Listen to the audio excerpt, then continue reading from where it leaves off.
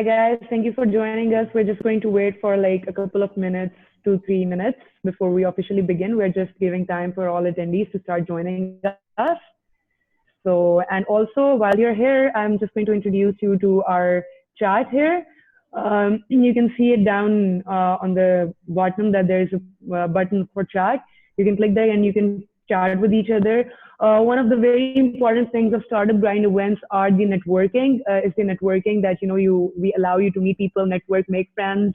But now since we're not having physical events, that's not possible. However, you do have a chance to get to know each other, and that is through the chat. So you can just I'm going to type one message here, and then you can all type and get connected with each other.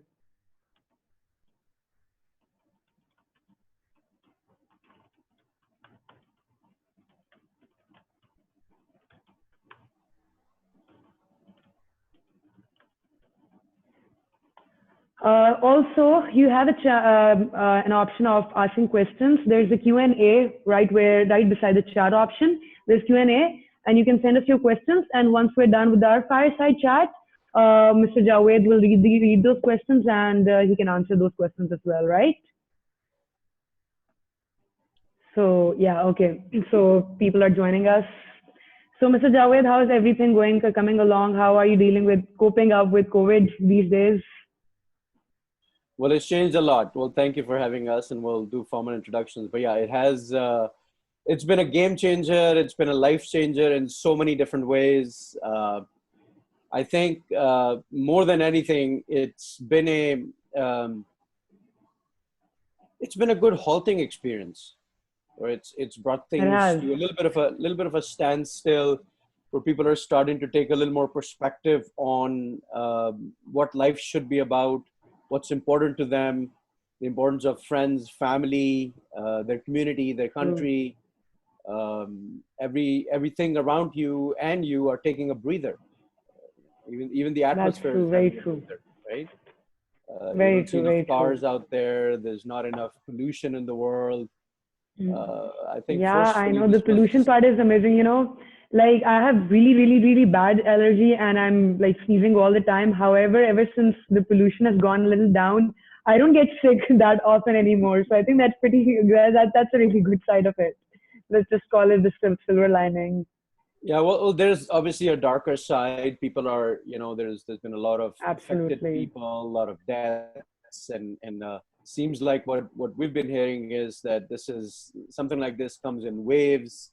It's the first initial period, and then people, get fed up and they open things up, and then second waves, I'm told, are worse than the first one. So I think it's going to take some getting used to on what the new normal should be, and everybody's taking it in their own strides. Some are extremely particular, some are somewhere in the middle, some don't care at all. So it's at all. That's so true. We are actually looking at all kinds of people right now. Right. That is actually very, very true. And it's hard to figure out which one to be, because even whatever you're feeling, you should always make sure that I think you're always a mix of everything. Some days you are very, very, very cautious. Some days you are not at all. So I think it's a mix of everything, depending on what zone you are in at the moment.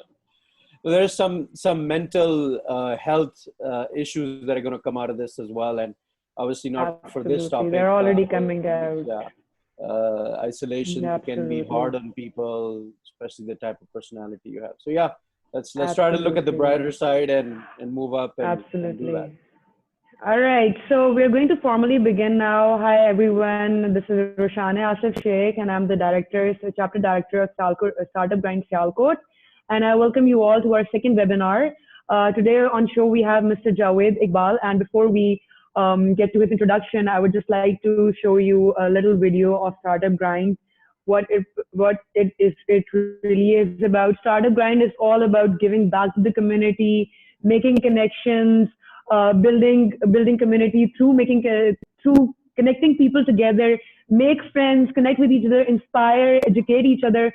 So that's our agenda. And right now, all over the world, we are having numerous amounts of events everywhere. And I'm just lucky to be a part of this community. And I'm just going to do the introduction video before we formally begin.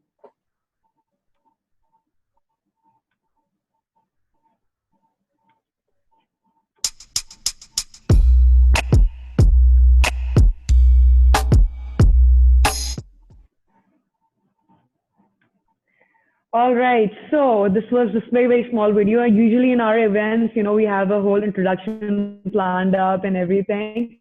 But we just try to keep it short here. So Mr. Javaid, I would welcome you formally on our show, and I would request you to please introduce yourself to our attendees. Well, thank you, Roshni. It's been a pleasure to get to experience this whole Startup Grind initiative with you. I attended my first Startup Grind a few months ago in California, which was a lot of fun. There was a lot of interesting learnings that came out of it. Seems like a tremendous platform for growth and learning. And thank you for taking this baton forward as well. A little bit about me, Javaid Iqbal. I grew up in the customer world. My journey started when I was in college, towards my later years, my final year in college, when I got an opportunity to work at Disney as an intern. Oh, and I wow. think that cemented how I think about what a customer is. That organization, it's known for creating lifelong customers. They get you when you're a little child, and they get you to continue to be part of their journey till you have children. So Disney was a big game changer for me. And then when I graduated college in the US, I got an opportunity to work with the likes of Ernst & Young, PricewaterhouseCoopers, did some other consultancies as well, which helped me travel the world, helped me understand how different environments work, different geographies work, different industries work. And then, the grad school, I also got the opportunity to work at Salesforce, which is one of the premier customer success, customer experience organizations in the world. And for 10 years, I also taught the topic customer relationship management at a graduate program at a university in the US as well. So a lot of digital stuff, a lot of customer stuff, been very close to the skills, retooling, rebranding, relearning of the future, and look forward to talking more about that today. Right. Thank you so much for the detailed introduction. So yeah, the agenda of our discussion is, I'm just going to mention the agenda of our discussion today. We're going to touch three topics primarily. The first one is going to be Industry 4.0 and the changing business landscape. The second one is going to be building digital skills and DNA for the next generation of employees. And the third one is going to be rethinking employment success in the times of COVID-19. So what we're going to do is that we're going to divide all of the, we are going to divide our questions in all of these points, so that we touch all of these points and make sure that all the questions are answered in these. So the first question that I'm going to ask you is, what is Industry 4.0 and how is it playing an incurring role in the rising rate of disruption globally, regionally, and locally? So Industry 4.0 comes out of a World Economic Forum phenomena, the fourth industrial revolution. And I think the World Economic Forum has done a fantastic job of breaking down these revolutions into prehistoric industries and then the futuristic industries as well. The earlier revolutions, the first three, involved steam engines, how they changed the landscape of things, how electricity changed the landscape, how manufacturing changed the landscape. And then the third one was about how internet changed the landscape. The fourth one is a mixture of many more dimensions. It adds on dimensions of not only the foundational aspects of internet, industry, steam, and electricity, but it also involves intelligence. It involves our human bodies, how all of that is converging to start to make a future that is very intelligent, very smart, very machine-centric, very artificial-centric. And as we start to look at the future of not only businesses, but how we need to start thinking about education, employment, healthcare, manufacturing, finance, all of them, we need to start looking at the various trends that are coming out of it. So before diving into what skills to garner, you need to understand how it's changing. And I think the fourth industrial revolution is at the center of it. It plays a foundation role in how multitudes of industries are changing. In the last 15 years itself, in the 20s, post 2000, 52% of Fortune 500 companies have gone extinct. So Fortune 500 are the large organizations, half of them don't exist anymore. It's because of multitudes of these factors. They maybe did not understand the signs that were coming through. They did not react quick enough. They looked at one aspect, not all aspects of things. I'll give you some examples. Kodak is a fantastic example. Nokia is a fantastic example. There's so many others like that. I mean, if you talk about Kodak right now, I remember as a child taking those cameras and pictures, and then going to a shop which would, take the camera reel from you, and figure out a way to print that on a piece of paper, and that was your picture. That was the only way, right? Imagine all the pictures that we're taking from our cell phones, right? All the various industries that are combined in there to make that one picture happen. So examples like these are starting to come through. Blockbuster is another example. It's a US-based company that used to rent movies. Then it used to rent DVDs. Now with streaming platforms like Netflix and Amazon and Hulu and so many others, they're starting to put everything on your phones and on your machines at the end as well, right? So it's important to understand the grander schemes of how industries are starting to converge on a global level, where you're seeing the likes of, we just talked about two that have gone extinct. But let's talk about a few that have sort of changed the industry. On a global level, think about Airbnb. Right now with COVID times, people are not traveling, but Airbnb found a way of, taking every available room and made it into a hotel room, right? Similarly, the Ubers and the Careems of the world took every available car and made it into a taxi, right? Similar examples of conversions that's starting to happen in the industries of finance. Apple has a pay product, Google has a pay product. They're not banks, but they're still taking your money and moving your money around. Telecommunication companies are taking your money and moving your money around. So there's a lot that's changing in that overall overarching global landscape. And I think we as species need to not only learn the global aspects of things, but then how it affects your region, right? In let's say Asia, we'll talk about Southeast Asia or Middle East in general. We've got, in India, Paytm has been the driver for multitudes of financial transactions. Tencent out of China is a fantastic example of a forward-thinking company using intelligence. WeChat, that's come out of there, it's a game changer. I mean, if you think about how they've conformed everything from one aspect of chat into every other aspect of your living. You can do your you can pay your bills from there. You can do so many other things as well.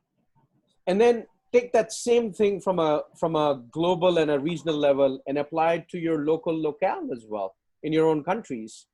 How that's starting to affect the change as well. So the Industry 4.0 is a larger concept, is a concept here to stay, is a concept that's going to continue to change business models, and is a concept that we all need to continue to learn along the way. Absolutely, I absolutely agreed, especially about how the industry is changing and how the products need to be changed, evolve, just like the industry is. Absolutely, very true. All right, the next question in this discussion topic is, what are modern consumers and how are they evolving? how are they different from traditional ones, the traditional customers? How are they different from those? Well, night and day different, right? If you think about a modern consumer now, the entitlement itself of that modern consumer is beyond comprehension, right? Think about a question that you have in your mind. You start to operate from a belief that if you Google something, Google will give you a response in nanoseconds, right? Now you take that same leverage that you have with the giant like Google and start to expect a very similar reaction by the companies that are in your realm that you're working with to give you the same kinds of service and response in the same way. Many are not able to because they're not Google, they're not sitting on native on your phone like that and so forth. So modern consumers are starting to become a very different species, and they're starting to realize that whatever my wish is going to be someone else's command very soon. I'll give you a little story. This was 2012, and I've talked about this story globally in my talks as well. During my days at Salesforce, we had just flown in one of our premier customers, Groupon, to San Francisco for an executive briefing. It was a one-day event, and as part of that, we were going to take them out for a ballpark and to a ballpark, and then have dinner with them and talk about their future and so forth. And during the meeting, on one of the first breaks, I was pouring coffee, and one of my colleagues came and also started pouring coffee and said, Javaid, you would not believe what my 6-year-old daughter did yesterday. And I said, okay, what did she do? He said, I was sitting in my basement. He is a native San Francisco person. In my basement or in my home, in front of the TV, on my couch, on my laptop, getting ready for the week ahead, responding to some emails and looking at some documentation. And my 6-year-old daughter, she came and sat right next to me. And she stayed quiet for 30 seconds and finally broke her silence and looked at me and said, Dad, why isn't this TV turning on? And the dad said to her, you have to turn the TV on for it to turn on. And she said, no, it should know I'm here. It should just turn on by itself. Oh, wow. Now, this was 2012. Wow. This was 2012. We're in 2020 right now. Now, as I walked inside the meeting, that whole meeting, that whole dinner in the night, that whole night, I couldn't sleep. I just kept on thinking that, this little girl who's a future customer of ours, who takes all the technologies and the innovation that we build for her, and she believes she has the entitlement that just because she goes and sits somewhere, a machine should do what she thinks it should do without even doing something or saying something. That's the power of a modern or a futuristic consumer. And that is how unready we are as builders of technology or believers of technology to cope up with that. And that generation, I was invited to speak at Google about this last year. We did a 8-minute section on humanity and AI, and we talked about this over there as well. This group that is born between 2010 and which will be born between 2025, this is called Generation Alpha. Now, Generation Alpha will be the first generation that will be born into artificial intelligence. And we've talked about Fourth Industrial Revolution being a revolution of intelligence, where everything comes together. And this is the first generation that is interacting with intelligent toys, intelligent machines. I mean, a lot of us, we grew up, we had our own ways of doing things, and now we're slowly moving towards the phones and the intelligence and everything. These kids, they're going to be directly working with the machines, right? Absolutely. So you can imagine when they use a machine to place an order, what are their expectations? So we as builders and of businesses and so forth, we have to keep them in mind as we build our companies, as we tool ourselves. We have to start thinking that as human minds are getting more and more exposed to new ways of automation and intelligence, how are we to take some of these learnings and move it in that direction?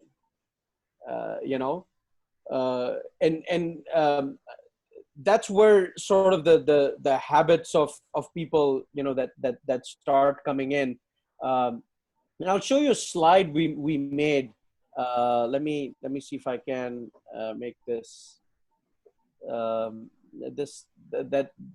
slide shows a handoff between the man and the machine. One second, if I could. That sounds interesting. Yeah, let's see if we can somehow showcase my screen as well. Can you guys see my screen? Yeah, we can see that. Yeah, absolutely. Let me pull this one up. See the whole screen? Yeah. All right. So if you look at how this slide is sort of consumed, you've seen a medical doctor on one side and a robot on the other. They both mirror images of each other. They're looking at each other. One's talking about the morals and the compassions and the imaginations and the common sense, abstraction and creativity, the human DNA aspect. The other is talking about image recognition, knowledge discovery, pattern identification, speech recognition, machine learning. This is how AI is augmenting our lives. This is what that child was talking about, right?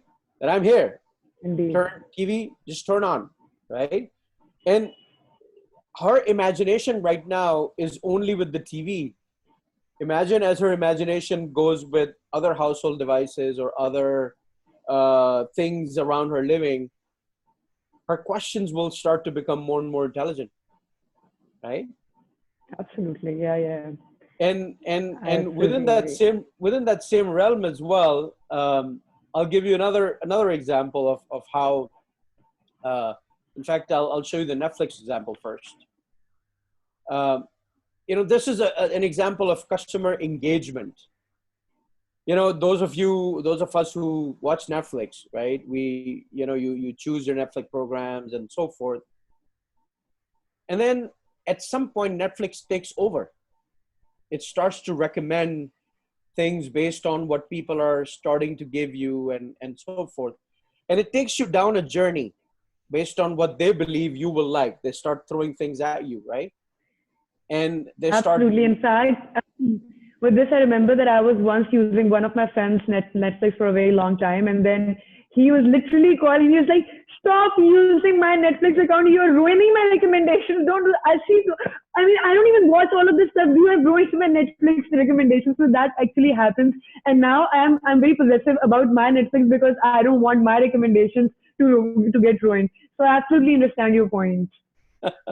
Well, imagine I have 3 kids and I had to create a separate account for my kids because my program would show up with a cartoon at the end, and I'm like, okay, Netflix is confused right now, right? Because it's getting too many things. So this is a small example of how this is also changing. What we're interacting with in our daily lives, the way we consume information, the way we, interact, is also changing with that as well. So that's something to also continue to look for and look at. I'll stop sharing so we can continue talking about that. And similarly, there are many companies that are starting to take very active steps. I mean, Netflix itself is doing an unbelievable job of learning humans. Some of this we can say ethically is wrong, but again, there's not an ethics program. But they're creating programs based on people are starting to learn or consume. So very interesting, and this is how the forward looking consumers are changing. Even the non-forward looking consumers that are new to this, like our parents, they're starting to change as well. I think they're also realizing that they don't have to go to a bank to pay a bill. They don't have to go somewhere to pick up food. They don't have to do many things that they can do through a intelligent phone or a smart app or something. So even they're starting to become better engaged customers, not only these digital natives that are kids that are intelligent. So it's interesting how that is also changing the landscape of industry. Absolutely. And, I think like at the end of the day, it's all about the user experience that you're providing to your customers. People are not only looking for features now, they are looking for the experience that they get out of using the product. So, all right, with this, we move to our next agenda, which is building digital skills and DNA for the next generation of employees. In this discussion topic, my first question from you is, what types of organizations are digital natives? How do they differ from traditional ones? Are they better equipped at surviving these rapid changing times? Well, Roshan, so digital natives are the ones that are born through the internet, right? Let's take an example of Uber or Netflix or Airbnb or others. Their foundational element of their business model sits on the prowess of connectivity, the prowess of how suppliers and consumers are going to converge onto a platform and allow their services to flourish, right? We just talked about Netflix. People put their content out there, and then you as a consumer and the suppliers that are putting the content on Netflix, whether it's Disney or ABC or in the case of India, Pakistan, Z Television, whatever. There's an aspect of consumer, there's an aspect of supplier, which is these companies, and then Netflix acts as the bridge. These are digital native companies in the middle, right? Now, again, Uber is the same example. You've got your drivers, you've got your consumers that are using it, and then the platform in the middle. The advantage these digital native companies have is that they've been gathering data on every activity from day one, right? So they can sort of move with trends without much friction. They can immediately pivot to a small or a partial business model as soon as they see something happen, right? And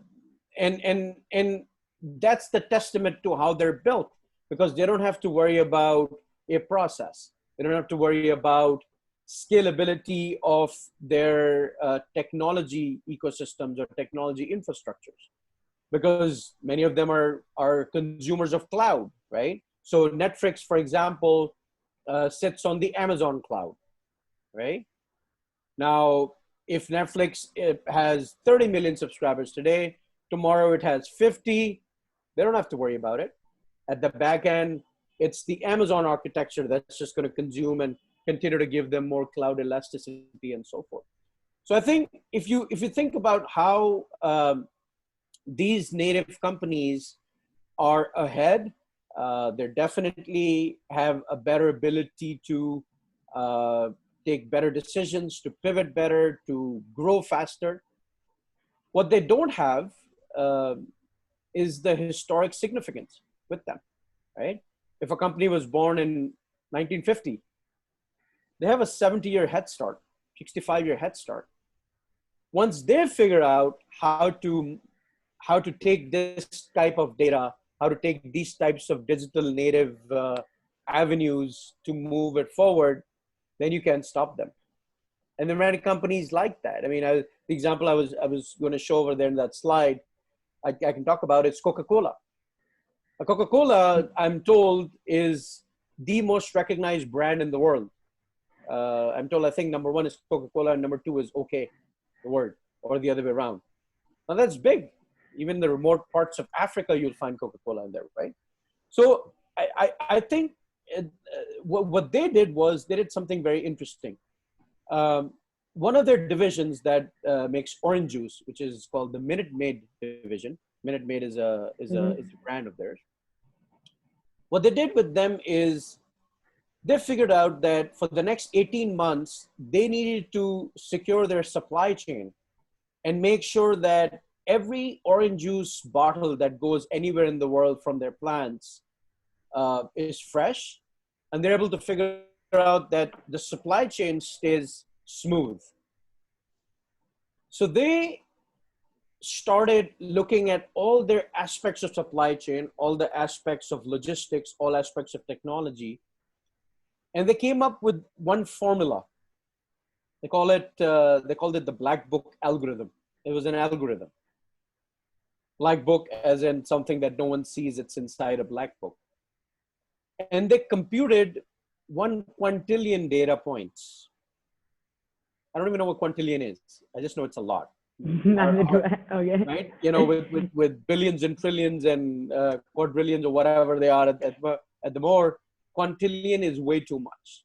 So they took every aspect of, the weather, the soil, the machinery, the movement, the sourness of one orange, the fruit, the citrus, the sugar, all the ingredients that were in there, and came up with an algorithm which dictated that for the next 18 months, what part of the world do they need to buy their oranges from? Now think about a company like that. Think about that. Think about a company like that, that's that massive, that's global, that's a global brand. Take an entire probably $5-10 billion division of their organization, and the whole thing hinges on a mathematical formula. That's the bet they made on technology. That's how they brought the whole thing together. So these are the trends that we have to start understanding and look at our business models that way and tool ourselves along these trends. Because if we just continue on with our regular ways of, approaching things, it'll be interesting. And these companies now, to your questions, how a digital native is different from them. These are the ones that are not digital natives. And these are the ones that can become as native as possible. And if they become that, they will beat the digital natives, because digital natives are smaller in size. Their market caps are not that big, but they're doing some very cool stuff. So they're there to learn from. Right. Absolutely. Right. Okay. So my next question is, how can traditional organizations become, this one I've asked already. In fact, one thing I wanted to mention here is that you talked about Coca-Cola, that how, they've put up the whole process in front of them. One thing more I really loved about them, I visited their factory in Atlanta, Georgia. And I mean, the whole area, like the importance that they gave to their customers, there was the whole film of, I think, 3 to 4 minutes in which they just showed the memories that people have made in presence of Coca-Cola. I mean, I would be just having a good time with my friends. I would be sipping Coca-Cola, and they would just, add it in their screen. So, just to how they can connect with people. Another thing, they had a movie for a whole 40 minutes, and it was about what is the recipe of Coca-Cola. And while we were watching it, it was like a whole 40-minute film. And at the end of the day, they were like, the whole time they were like, there's a one secret ingredient. And towards the end, they said, the secret ingredient is you. Like how they connected the customers emotionally.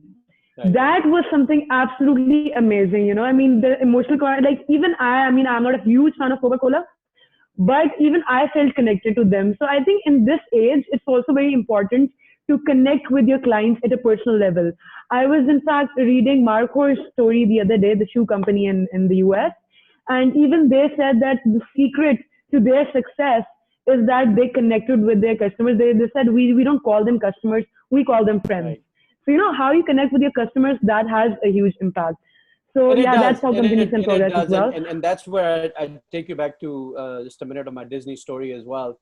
The way Disney onboarded people onto their, overall realm, we were not called employees. We were called cast members. So every Disney employee was a member of a cast. It was a part of the performance. Right. And you had to be completely decked up at all times, even if you were in the park, even if you didn't work in the park, if you were at Magic Kingdom or wherever. you had to behave a certain way because you realize that you cannot break someone's lifelong journey or affinity with that brand, which is Disney. And that's how they sort of embody the next generation of customers, the next generation of children that come through and continue on to tie it back to their parents or older siblings and so forth. So it's very powerful stories and lessons out of these. Absolutely. All right. Now this brings us to our third discussion topic area. Rethinking employment success in the times of COVID-19. Now, why did I specifically want to lay major concern on this area is because people are actually scared of losing jobs. Some of them have already lost, some of them might soon lose, or some people are just phobic about losing them. So, we need to, and there are some industries progressing, there are some industries that are not going to progress in the coming times. So we need to have a discussion on that what kind of skills do people need for the coming future and what kind of industries are going to progress. So in that regard, my next question to you is, how is COVID-19 changing the world around us?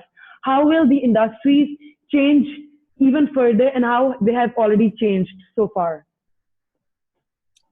So multitudes of things. I think we've talked about some of the signs of industries changing and converging to make things happen.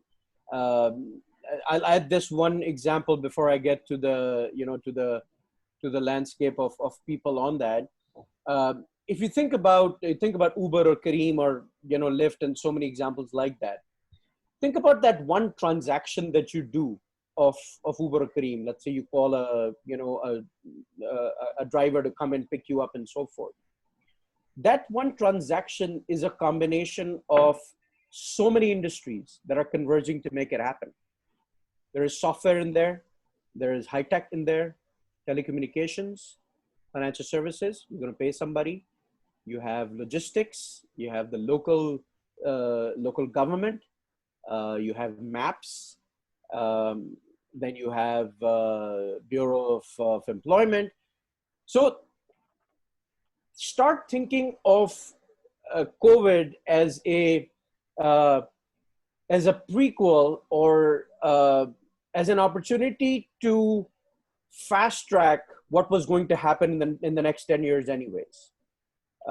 These converged industries were going to take you in that direction anyways. But I think COVID brought it all to a halt right away. And to continue the connectivity, it took you in a very different direction. It took you in a direction where you had to immediately retool yourself and start being productive in non-physical environments, right? So this whole aspect of doing a Zoom call or working from home and so forth is completely new in many industries. But some industries have been doing this for quite some time, right? So there are multiple aspects of how it's going to change. There are three ways that it's going to change. One, what's the aspect of the organization, right? What does the organization need to do to enable their people to start, going in that direction, right? What's their perspective? Who's better prepared right now, right? There's a historical perspective of working from home that comes through. Now, work from home, by the way, is not a new concept. It goes back to medieval times. It goes back to earlier times where agricultural folks, they used to live in the same place. They used to hunt in the same place, grow in the same place, and sort of go about it in that direction as well, right? Then there are all these other industries where people have their shops on the ground floor, but they live on the top floor as well, right? So working from home concepts have enhanced now. The way new times have come through, that has enhanced for sure. Now the question becomes, which industries or which geographies are better suited for this than the others? I think that's where you were going with this as well, Ashna, right? Now we start thinking about what are the real needs to do better in these times.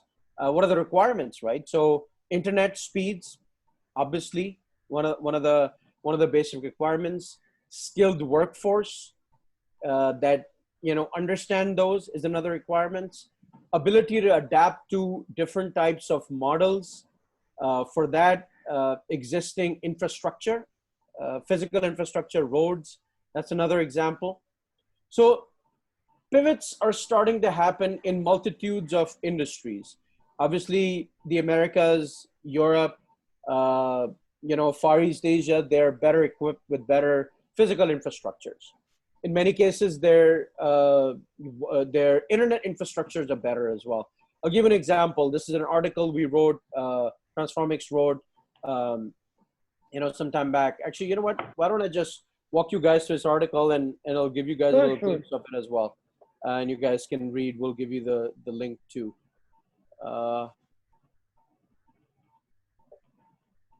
Can you guys see this in your screen? Yep. Yep. All right. So we wrote this article. We called it "Work from Home: The New Normal of COVID-19." It talks about the historical perspective of working from home. Then we talked about who's better prepared, right? We talked about the technological acumen, the culture, motivation aspects are then as well. Many of them rely heavy on computers. We've got technology, consulting, marketing, aspects of financial services, trading, wealth management. These are ahead of the curve. They've been using these types of tools in the past.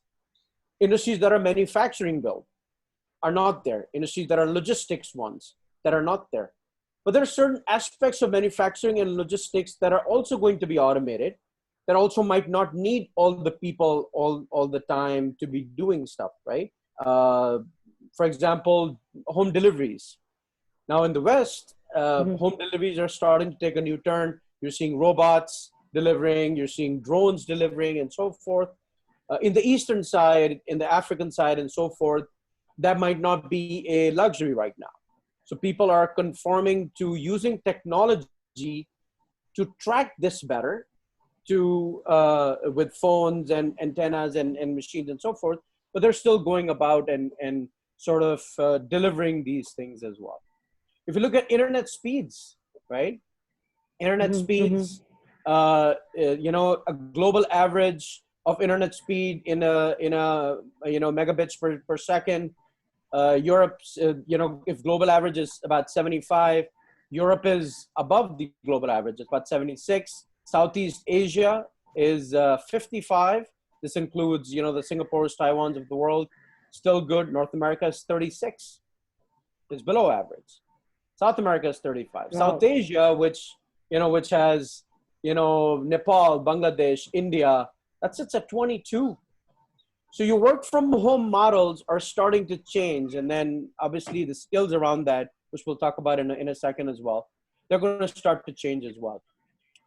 We talked about how do you make your workforce successful in this. Obviously, you have to provide them with machines, internet, assortment of input-output devices, the right, headsets and so forth. You've got to invest in infrastructure, security, collaboration tools. We've talked about, we're on one right now, Zoom right here. There's so many others that are there for team collaboration, conferencing, communications, and so forth. So I think holistically, organizations need to start seeing that what industry do they belong to, what infrastructure, physical and digital, that's available to them, and then more importantly, what tools that are available to them that will allow them to sort of arm their employees to be successful in these. And, again, the article talks about a few more of these in there as well.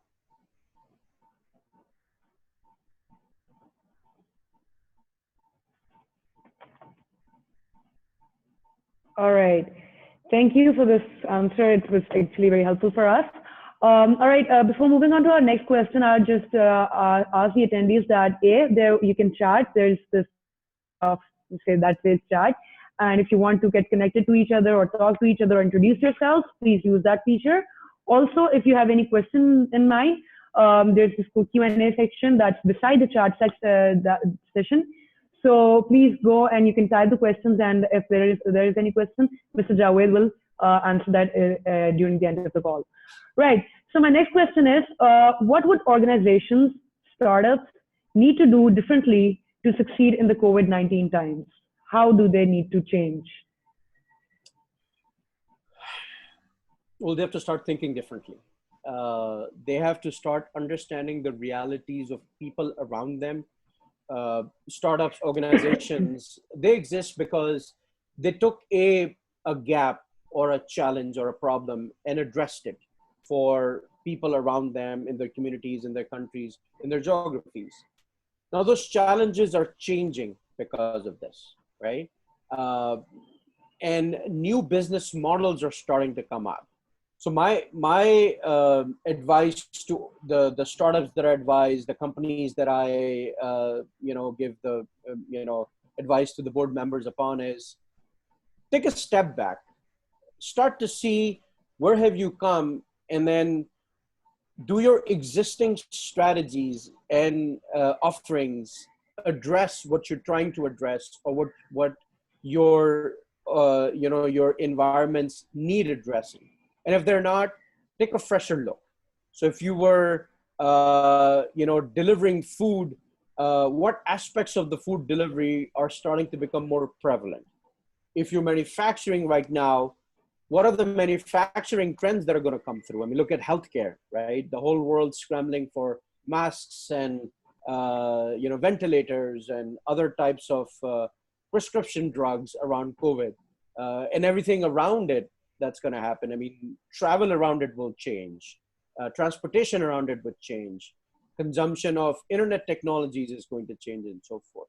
So whatever industry your segment or geography you're part of, try to understand how this pandemic is starting to affect the environment around you, and either pivot to that, or if you believe that what you were offering is completely starting to become irrelevant, it may not be a bad time to take a step back and completely go in another direction where you might have some success. Because, the pandemic, at least from all the data that I've seen, all the experts that I've been talking to in various parts of the world, including China and Europe and the US, it's here for a little while. We might not get over it right away. It might take a little longer to get all the vaccines in, get everybody vaccinated. And even if that happens, for people to start to get confidence back, to start to travel, to start to do so many other things, I think it's going to be a little while. So look at it from a near-term perspective, a medium-term perspective, and a long-term perspective. Pivot slowly, slightly, or completely. And I think this is one of those rare times where no one's going to even judge you that you completely change your business plan, because guess what? Your consumer is changing, environment's completely changed as well. That'd be my take. Right. All right. And now we move on to our last question, because we're almost done with the time as well. All right. My last question is, what can individuals do to make themselves succeed in COVID-19 situation? What skills and job roles are expected to grow, decline, or remain stable over the next half a decade? So I get this question a lot. And I think the reason why we sort of talked about the overall landscape first, how businesses are changing, geographies are changing, consumers are changing, I think even those are good guidelines to start understanding what new skills do I need to learn, right? Do my old skills take me to success in the new world or not? Are they only digital skills, or are they physical and digital skills combined that are going to work? And if I'm only in the physical world, how can I sort of start seeing and leverage what I've already built and build upon it? So we take inspiration from a few different places, and I'd share my screen again to show you a few of the things that are starting to come through. let me show you these two websites.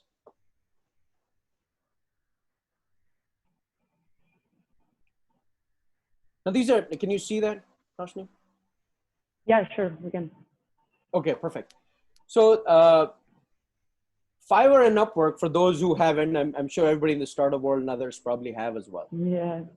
These are very good indicators of where things are headed. I mean, obviously, I have World Economic Forum studies that we talk about, that we give examples of. I have them in my deck as well, which we'll share a link with you guys later that's going to have all of that. But these are, I always keep a lookout for what these guys are looking for, because freelance trends typically are very near term and short term, and which gives you a glimpse into what's coming in the longer term. If you look at the aspects of programming and tech, you've got development of web programming, e-commerce. E-commerce is changing completely. We're sitting at home. Every aspect of e-commerce is starting to become extremely important and intelligent. Not only the way you build your product, the way you package your product, the way you deliver your product, the way you buy your product, the way you market your product, the way you change money.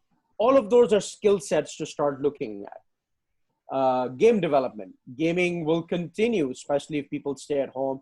It's an unbelievable industry that's starting to grow. Online lessons. I mean, think about this itself is a lesson for so many, right? There's so many different platforms out there that are starting to mushroom up. You've got your Udemy, Coursera's, and so forth. I recently spoke to somebody in Singapore. She's actually Pakistani by descent. She's come up with a platform called Plutwo, Plutwo. That sounds like a fantastic program, right? Where people can, put their own different learning aspects out there and become teachers, and start charging $5, $10 per person, whatever it might have you. So things are starting to become democratized. You're seeing the future. I take inspiration from the two examples I gave you, Netflix or Uber and Airbnb, where you've got a tool, a skill, and a platform. A tool is one of these that you can need to continue to move forward with, whether you're inside an organization and building your career with it, or you're freelancing with it.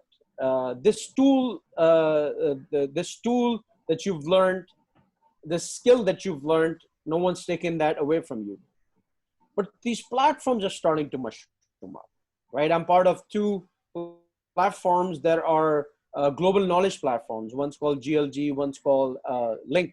They're invite-only platforms. You have to have a certain type of a skill set and an experience for them to sort of come in, where you do consults for consultancies, agencies, different types of organizations that are looking for next generation thinking. I did one yesterday around teams and how they're starting to come together in virtual environments for a large software company, right? So start looking at these types of aspects. Programming is one. Then you've got graphic design. Look at, every organization is starting to have or needs to now have a website, more so than others. They need to have, their own Zoom sessions. They need to have their own logos. They need to have their own design aspects, mobile aspects, right? Digital marketing, search engine optimization, SEO, SEM, email marketing, phone marketing, WhatsApp marketing. So start taking clues from your own life and look at these types of trends that are starting to come through. Start understanding how you consume information better. Video, look at snippets of video that are starting to come through, right? Video animation, I just hovered my mouse. Video editing, special effects. Now, these are no longer things that movie studios are using. These are things that everyday business are starting to use as well.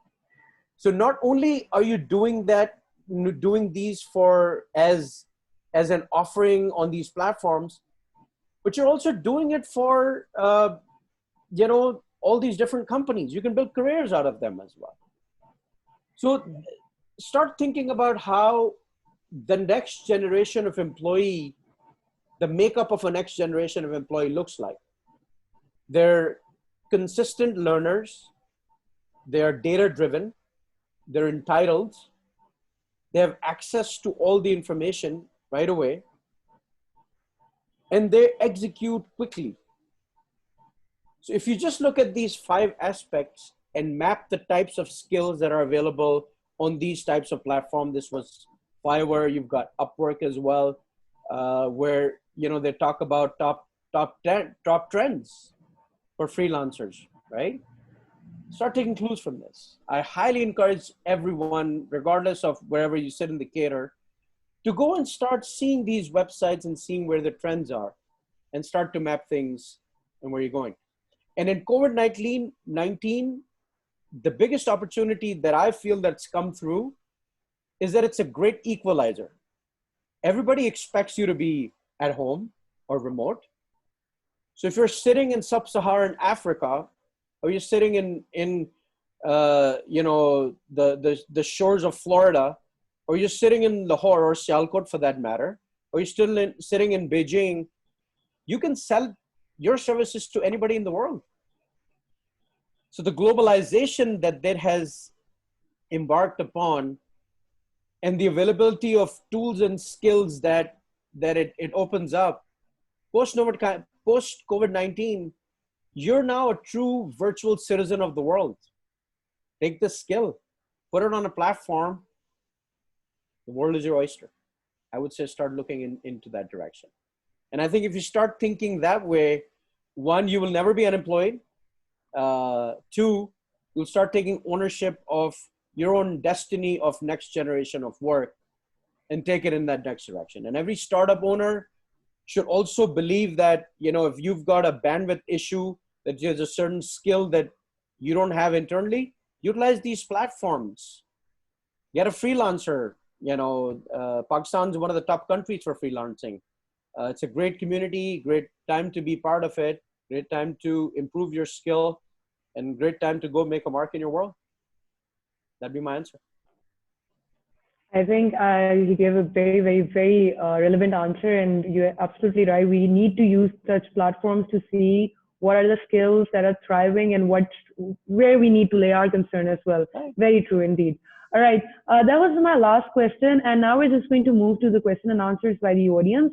We have 2 to 3 questions, and I'm going to ask you one by one. You can view them yourself as well. Can you see the Q&A? 1 second. Just in case if you missed out what I asked. Q&A. All right. Yeah, I'm just going to say it out loud. As organizations fight for consumers in this highly competitive marketplace, will the modern consumer become even more empowered due to COVID? Absolutely. You know, customers now have the power to influence brands like never before.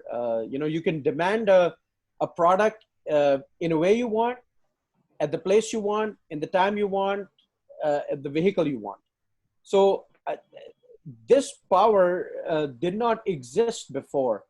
And, you know, we were doing a session at one of these forums recently, where we talked about the concepts of customer experience and customer relationship management, and how they came about post World War II, where consumers started to realize that whatever these organizations are building for them, there's a disconnect, and they had no say in what they were looking for. Right? It's like your parents, your mom cooking whatever she wants for you, versus you saying, you know what, I want this today, right? So you now have way too much of a semblance of power to start influencing, not only through social media, but also other channels. I'll give you another example. When I was at Salesforce, we opened up these idea platforms for multiple organizations. 2 examples come to mind. One was Dell, the computer manufacturer. Someone posted an idea on the Dell idea platform that said that the keyboard of their laptop doesn't illuminate. You know, there's no light at the bottom. And while everything else they love, they just couldn't figure out why Dell couldn't have that. And people started voting on that idea, and that idea started coming up in the chain. And Dell took one of those top ideas and implemented that in their next release of things as well. Similarly for startups, for Starbucks, those of you who maybe have traveled abroad or been different countries that have seen Starbucks, and if you buy a Starbucks coffee, the little opening where you actually drink the coffee, there's a little open thing. There's this green stir that closes the lid and also stirs the Starbucks at the same time. That came out of Ideas platform, where people said, you know, the stir that you have either only closes the lid or only stirs. I want something that does both, right?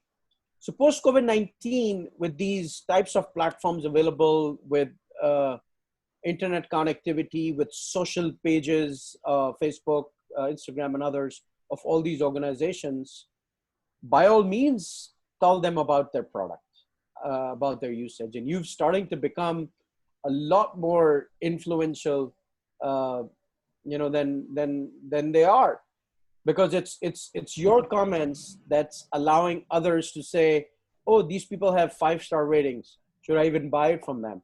Or these people have 1,000 reviews. Should I even buy it from them?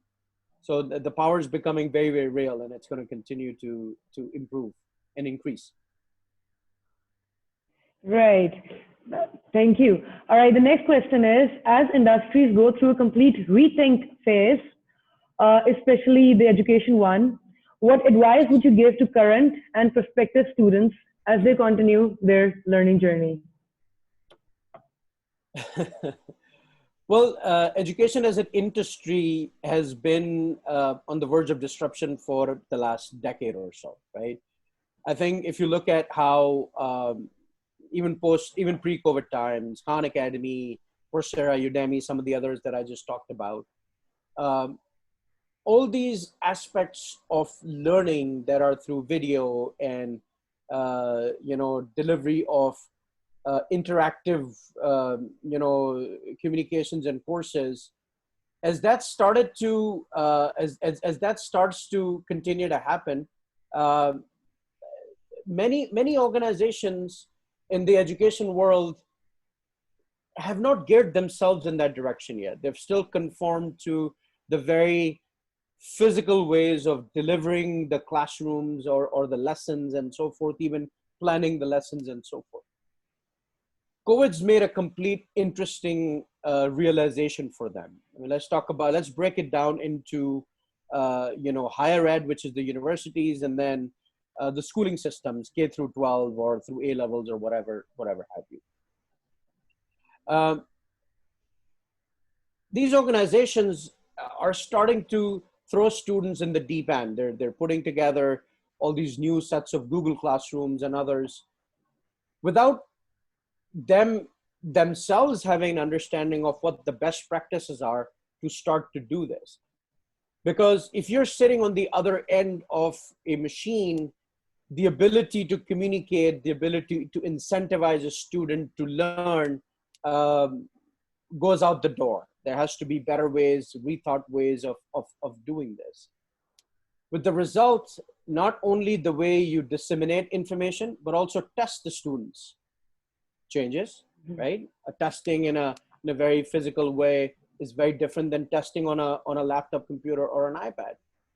So I think a holistic rethink in the way you know, K through 12 or you know, K through A levels do, starting with, you know, Cambridge, Oxford, and the other education boards of different countries. They need to start understanding curriculum now and start mapping it to these skills that we just talked about, and understand how they're going to be delivered, how they're going to be administered, how they're going to be tested, and how the students that maybe cannot conform to a learning of this sort need to be given extra attention and help, right? Because majority of them are used to a very physical way. They have not conformed to these new ideas. So many different types of trial and errors need to happen. They need to work with universities, because universities are the ultimate consumers of students that come out of these, high school education programs, and start to see how universities are starting to take their own strides and then map it to what the universities are doing. The universities, on the other hand, they're going through another interesting, tough one. What they're going through is a crisis of existence, because about 5 years ago, 7 years ago, many organizations like the Googles, Apples, even my old employer, Ernst & Young, came out and said that we don't need a university degree anymore. We don't need a bachelor's degree. We will hire you if you've got the right skill and the acumen and the attitude. Now, their ultimate consumers used to be these companies that would take students that were already, part of their bachelor's program or master's program, and then put them through a learning program, and they would start their careers that way. Now, since that itself is changing, and we've shown you the Fiverr and the Upwork model, the startup grind model, startup ecosystem where people are starting to come and create their own companies. These Fiverr Upworks where people are saying, you know what, I don't want to work for a traditional company. I'm just going to take my skill and just go apply it to this platform. Everything's starting to change for universities as well. So they're starting to see what they're trying to teach, is that even relevant? So I think education itself is going through, structured education is going through a crisis, and it needs to address it. But non-structured education is starting to thrive. We just talked about these platforms. YouTube itself is another big platform. The skills, the learnings that you need, a lot of them are available. You need to find yourself ways to get yourself certified. There are many students right now that were about to get into universities this time. They're trying to understand whether a university education for the first year is even worth it, right?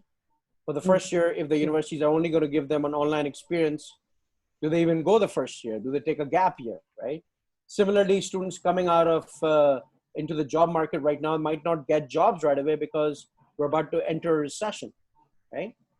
So I think there's an overall rethink that needs to happen. And if universities, and I've been on many forums to educate their leadership on some of these aspects of not only just technology, but overall thinking, if they do it that way, I think they'll survive. Otherwise, I think the handful of research universities that have endowments from these companies, they'll have their programs that we're going to be educating students. Everything else is going to go to these platforms like Udemy and Khan Academy and Coursera and others. It'll be interesting to see how this continues to change in the next couple of years. Fascinating. Indeed. All right. And the last question is that after the last crisis, we saw a lot of disruption from startups in industries, from finance to healthcare. Which industries are most at risk, in your opinion, here? Well, I think we just talked about education in itself anyways. There's a way to educate without being in a physical school. I think that's one. I think finance, healthcare are two other good examples. Complete disruptions, right? Think about cash. Think about giving somebody cash right now. They might start looking at you funny because they don't want your COVID germs on that cash transmitted to them, right? This is the end of cash in many cases. So people are starting to scramble and say, you know what? Give me my money in another route through a payment platform or something, which is interesting. For that to happen, banks have been doing their own money aspects in a certain way. You go to a teller, you take your money out, or maximum you go to an ATM, you take your money out. The peer-to-peer handoff of money that, the likes of PayPals and Paytms and WeChats and others have done have not been done, especially in the developing world. The good news is many telcos, many banks have come up with their apps. They're expensive to move money still, but the regulatory authorities in many countries are starting to work on this. I know firsthand of Middle East, Pakistan, the US, UK, where the regulatory authorities are starting to mandate money movement in this direction. So I think banks are going to be disrupted in many different ways. Banks are starting to also realize that. And the earlier example of digital natives, which are these fintechs versus the traditionals, which are banks, I think that fight is going to continue to happen. You'll see acquisitions. Banks might buy some. And the healthcare side is the same thing. Telehealth is becoming a major reality, right? Doctors on demands, where people are, on the phone over this video call, starting to do more and more. Robots, where you're sitting in the US and doing a surgery in Africa. Robotic arms, robotic machines are starting to happen. So telemedicine definitely is going to be enhanced by COVID. It's the foundational elements were already laid out, but I think this COVID time is going to take it to a next level, and it'll be interesting how people get comfortable with this, because when it comes to health, it's a personal thing. People want to look their doctor in the eye and get the good or the bad news. So we'll see how that transpires. Interesting times ahead. Absolutely. All right. Thank you so much, Mr. Javaid, for being with us today. Thank you so much for giving us your precious time. And thank you so much to all the attendees who came and joined us. Thank you so much once again. And thank you to Yasmin and the whole SG team for making this possible. Thank you. Take care. Bye-bye. Thank you for having us. Good luck, everybody. Stay safe. Bye. Bye now. Bye now.